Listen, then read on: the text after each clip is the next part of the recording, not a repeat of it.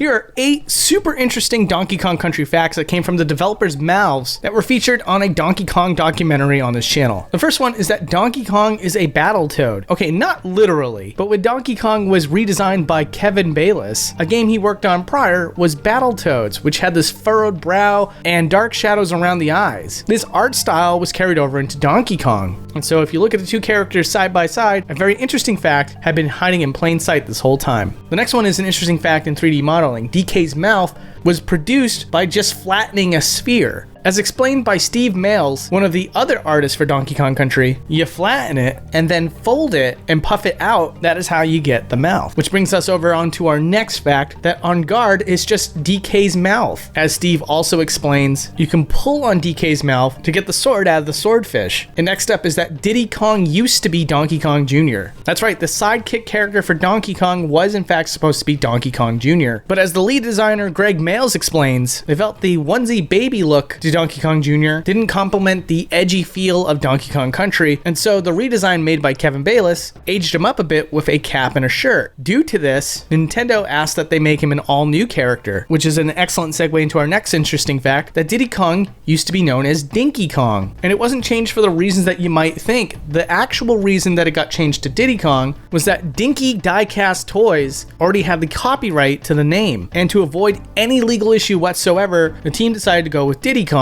to be absolutely sure that they could avoid any legal trouble. And next up, the Kremling Army used to come from a canceled game. Although it makes perfect sense for crocodiles to be facing gorillas, the truth is that the Kremling Army pretty much was just a carryover from a game that they were working on prior called Johnny Blastoff and the Kremling Armada. In that game, there was a motif of an army that would use high-tech weapons, and to sort of match the motif of Donkey Kong Country, they scaled it down to just army-like weapons and army-like designs for the characters. Though King K. Rool was a character that was conceived also in Johnny Blastoff and the Kremling Armada. And our next fact to go on here is that Steve Males has confirmed that the gold belly that King K. Rool has didn't grow on him organically. In fact, it's instead armor. Something that was a little harder to figure out as he got redesigned over the years, but then started begging the question when his belly could break in Super Smash Bros. Ultimate. And this last fact is something that we all pretty much agreed upon, but I don't know if there was any sort of official confirmation. That is until the documentary, where Greg Males himself said that Cranky Kong is meant to be the original Donkey Kong.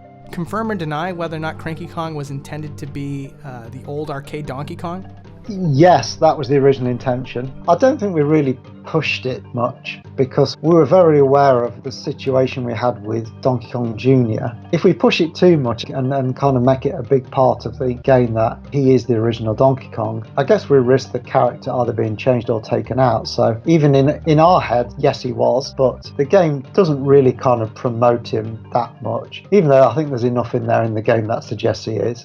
And if you're curious about why I made this video, it's because there was this documentary that was made that was over an hour long for the 25th anniversary of Donkey Kong Country. These incredibly interesting facts were buried in a video that might not have been for everyone. But if you would like to see the entire hour-long documentary, I'm going to have it on the screen right now so you can check it out for yourself. Thank you so much.